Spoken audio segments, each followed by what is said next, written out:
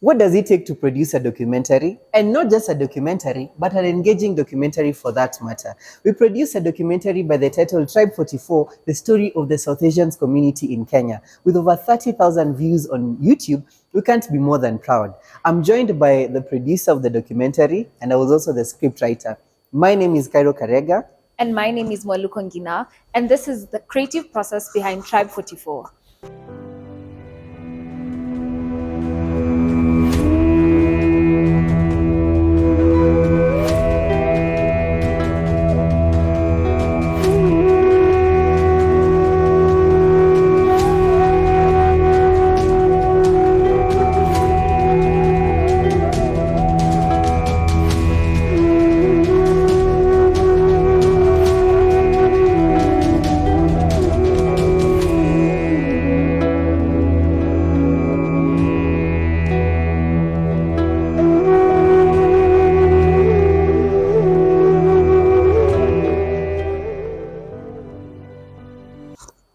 Tribe 44 was honestly a humbling experience for me.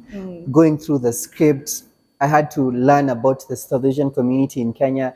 I had a lot of myths about the community that I didn't know until I actually sat down, talked to people, and did the research. I don't know what was the experience for you being the overall producer of the documentary. Being the overall producer of the documentary, first of all, I felt like we were quite ambitious to even take on the topic. Let's just be honest, we were quite ambitious, and having all these big ideas like, oh my God, we can do this, and then we do this, and then we do this. And then even sitting down and seeing it being uploaded in YouTube, it was just mind-blowing.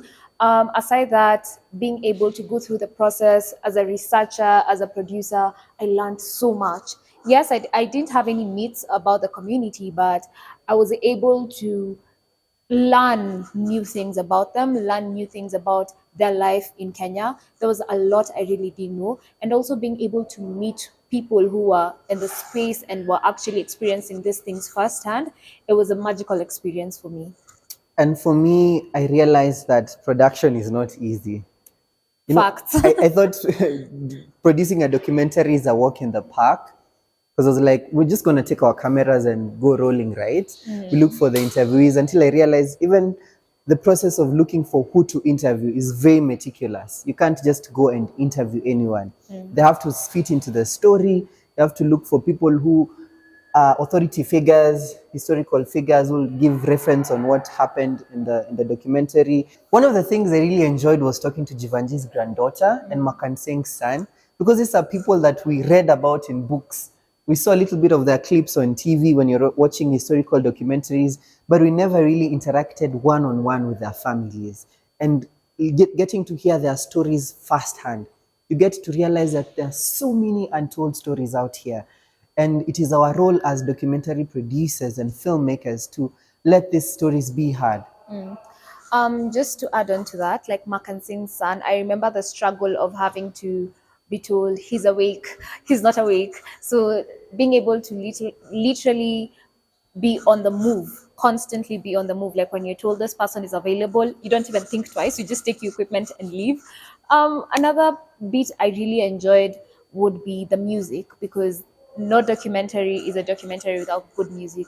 Being able to find something that's modern, something that's very Gen Z of us, but at the same time having that soul of the South Asian community was such a key thing. So by the time I was even getting help from Mehek, who was a member of our team, it was quite interesting to just be able to listen to South Asian music and learn from it, and now be able to find how to tweak around with it and just get something that's modern for me. What else did you enjoy aside interviewing and the production side? Working on the graphics, I definitely enjoyed that. I remember I did a little graphic on how the South Asians came to Kenya, how they came as coolies, some came as Indian coolies and railway builders. Just doing that graphic for me was pretty interesting.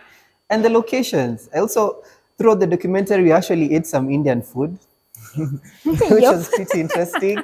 Getting to know about the culture, because you can't tell a story of a people that you don't really appreciate. You don't know their culture. Once you taste their food, get to hear from them their stories. The way, even when you're writing the script, you're not telling your story from your perspective.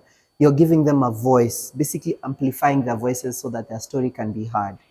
And I think that's a very key point that you've brought out, being able to tell the story not from your perspective, but from their perspective, because they're the ones who lived this. And I think with the period, we had very many deadlines, let's start there, and being able to have that opportunity to literally immerse ourselves in the culture through the food, the music, and everything was such a good opportunity for us. I don't think we would have brought out something good if we hadn't allowed ourselves or even been open-minded about being able to just take it in and rest in the culture and just enjoy it.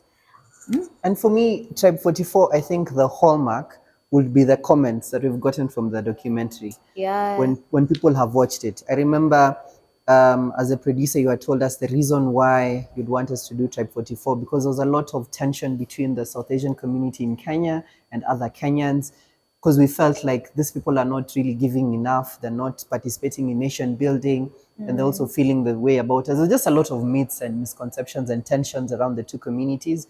But through the documentary, you actually realize that the South Asian community has played such a huge role in the development of this country. Yeah. This university, literally, that we are standing on, the University of Nairobi, was a product of the South Asian community in Kenya. Remember the first hostel that I was staying in when I was in first year, it's called Radhakrishnan Hall, was built by the South Asian community. And a lot of great things, even from independent struggle, a lot of South Asians played a critical role, the trade union movement. So seeing the comments and getting to hear people's reactions and saying this opened their eye, it made them debunk myths that they had. I don't know, what was your reaction when you saw how people were reacting to the documentary that we produced?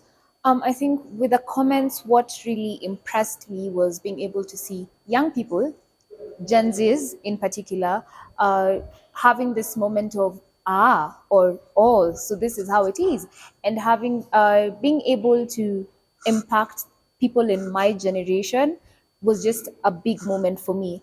Being able to have being able to tell a story and people actually listening to you and they're like, oh wow, thank you for teaching me this is not something I would have learned in school or something like that. So bringing that out and seeing it in the comments was beautiful. But I also can't really not talk about the negative comments, because we did get the negative comments. Yeah. In as much as you put something out there and hope to impact people, there are other people who still feel like no. So I was also able to see the negative comments. Yeah.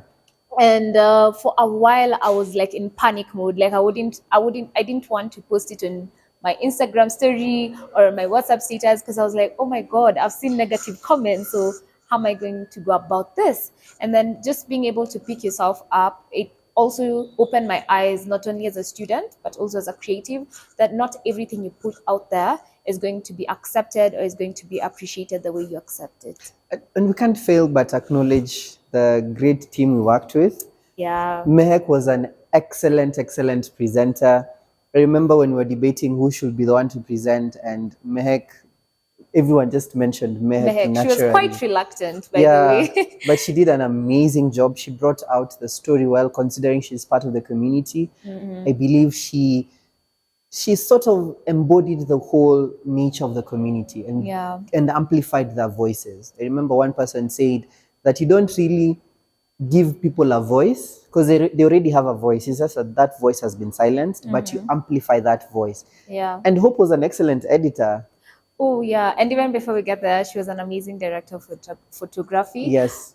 That lady has skills. And yes, I think every time I look at that documentary, I'm like, oh, wow, we really had a hands-on team.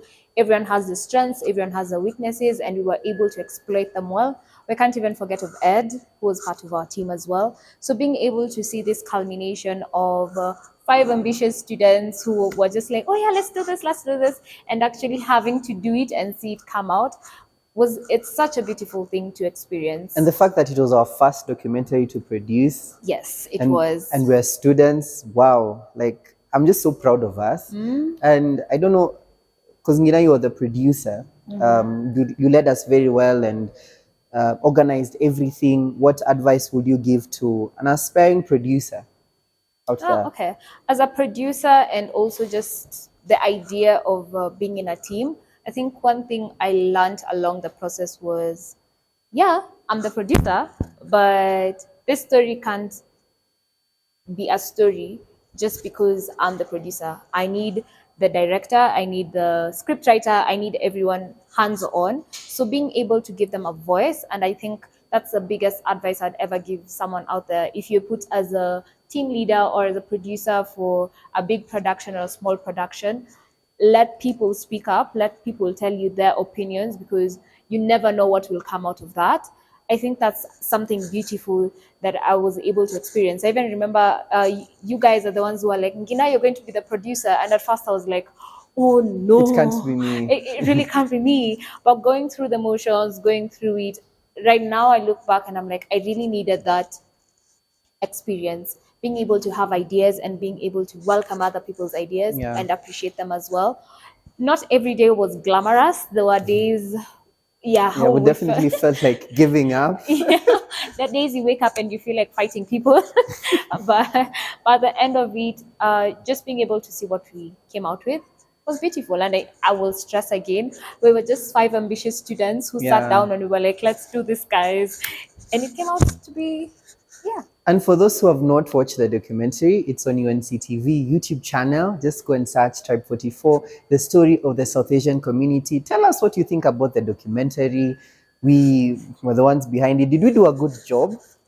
And make sure to hit the like and subscribe button. Thank you for watching. It's a goodbye from us. Goodbye. Bye.